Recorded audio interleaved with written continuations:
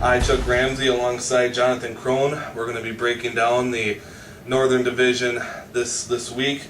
Again, it was a very competitive division. Maybe not the most competitive as compared to the Eastern, but still a competitive division nonetheless. We're going to start by breaking down the Vipers, a team that has now for 2 straight years gone to the semifinal games and has just fallen short of making it into that championship round. I'm going to hand it off to Jonathan here, who's going to cover a little bit about the Vipers, what they need to do to take the next step. So, what are your thoughts, Jonathan? Well, I think as an outsider, someone not in the league, obviously, you look at the Vipers and you look at it, you just think a solid team. 2 years running, they've had solid drafts. They've made it to the playoffs. They just can't seem to get over that playoff hump. This year, with it being a keeper league, they've already got a pretty solid foundation for their team in bringing back Super Bowl quarterback Eli Manning. They bring back linebacker James Anderson, and they bring back kicker John Casey. You also look at a team that has a 10th overall pick, not a very high draft pick, but with the 3 keepers that they have, I think that can help to supplant their low draft pick that they have. Finished last year with a 9-5 record, won the division, although the wild card team in that division had the same record. 9-5 record, solid record, lost in semifinals of the playoffs, I believe. That's correct.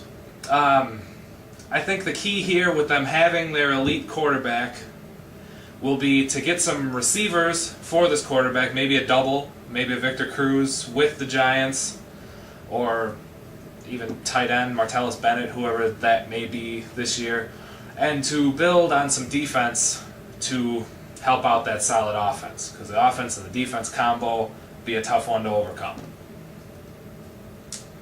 So, looking ahead here to the Vipers, you think they need to go wide receiver probably in this first round to kind of help Eli Manning and that offense really get jump-started on another successful season. Being the 10th overall pick in the first round means they're going to be somewhere in about 6 or 7 in the second round. Do you think they go wide receiver there too? Do they really make that a strength of their team, or do you think they look to kind of, mix the weaponry up? Do they go tight end? Do they go running back? Or is this going to be a real high-flying passing offense? I would say based on the last 2 years of the team's history and their solid drafts, they will go for a more well-balanced team than have elite in one area and lacking in another. So I would say maybe in the second round, they go running back. Go running back. Very interesting. Well, now advancing to our second team, finishing with a 9-5 record was Sunshine Love, first-time fantasy player in our league this year. Was really a juggernaut at times. Had a great offense with Adrian Peterson, Tony Romo, Larry Fitzgerald, just to name a few. Made it into the playoffs. They were knocked out in the first round, but this year, second year, a little bit more experience. They're going to be looking to capitalize on that. Jonathan, what do they need to do to, continue to be a threat in the division and not have sort of a sophomore slump?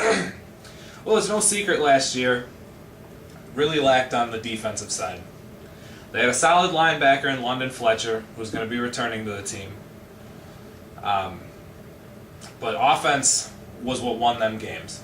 They had excellent receiving core, excellent running backs, number 7 overall scoring quarterback. They're bringing back Larry Fitzgerald, which was sort of a questionable one with them having Tony Romo on the team. I know Tony Romo was a consideration, and there is still a month until the draft, and keepers can change. But as of right now, they're bringing back Larry Fitzgerald, bringing back who was no doubt the defensive MVP of that team in London Fletcher. And London Fletcher is older, but he's like a Ray Lewis, Brian Urlacher, older person still gets the job done. They're also bringing back Shane Leckler, who I think a lot of people will underestimate the point value that a good punter can get you, especially with the new score changes to punter this year. I would say they do have the 9th overall pick. I would say for them to come back in and be a contender, if they did it with a high-flying offense before, Why not go for a high-flying offense again? Having Larry Fitzgerald here right now, I would say almost you need to go quarterback. You need to try to get Tony Romo back to your team. Tony Romo is projected to have a big year. You need to try to get Tony Romo back to your team. And then, second round, got to go back to running back. They'll have the 6th overall pick. Somewhere in that range. 6th or 7th round. There should still be some good number 1 running backs there. Fitzgerald can hold that receiver spot down until you come back and revisit receiver in the 3rd, 4th round.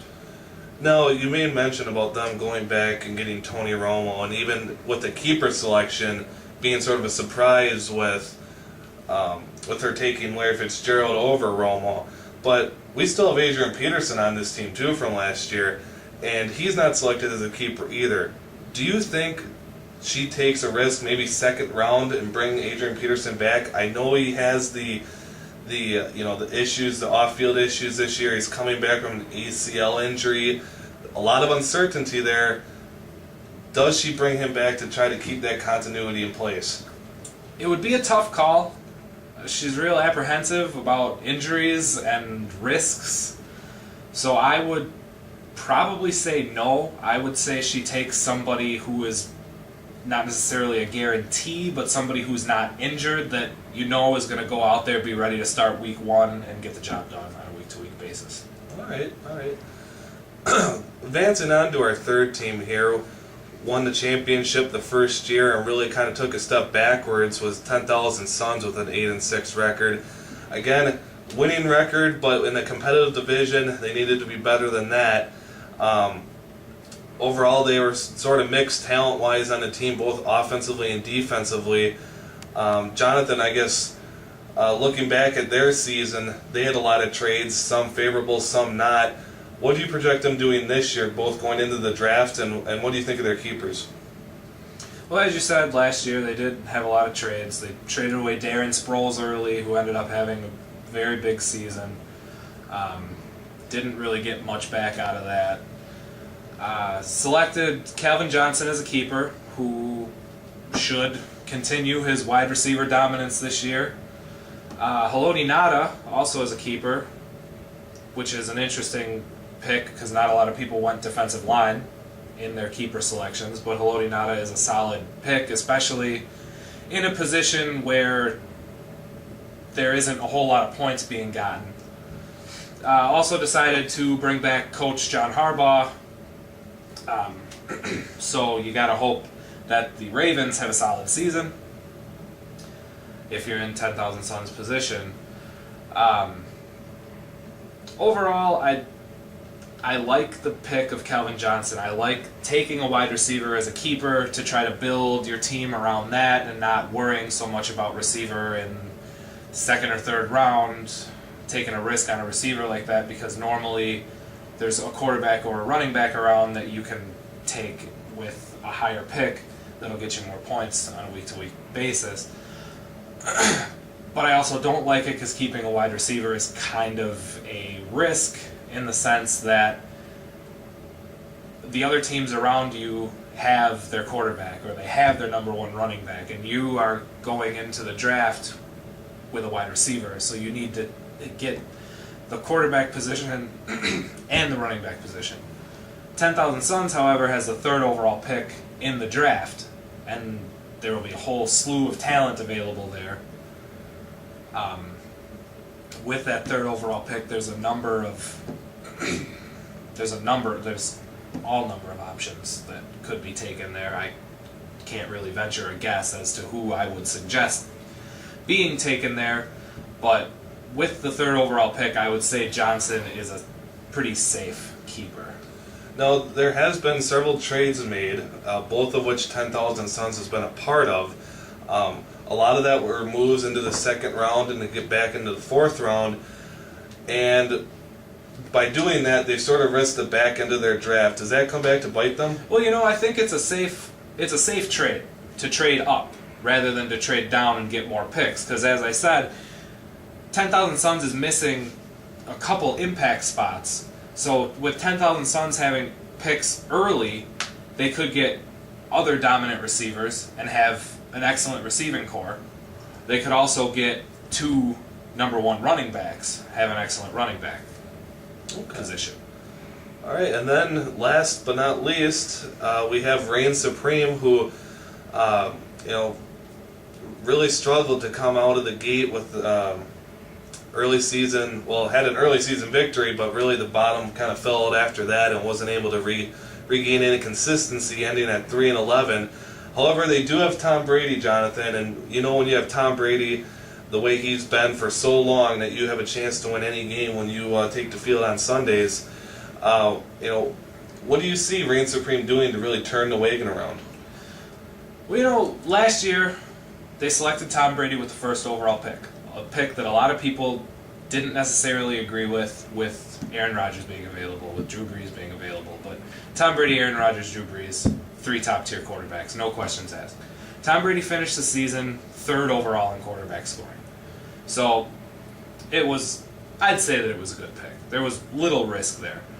I'd say the key for Reign Supreme this year would be preparation, a little draft preparation, looking into the draft to see who's available, maybe setting up a draft board, this player's gone, this top player is here, so I will select this one. Kept Troy Polamalu on defense, who had a solid season at safety, and I would expect no less from Troy Polamalu. I don't think that anybody would.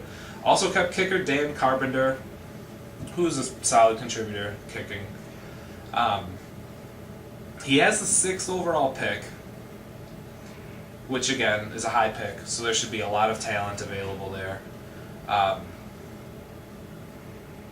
Does need a running back. That quarterback position is solidified. You can wait 20 rounds into the draft to take a backup quarterback.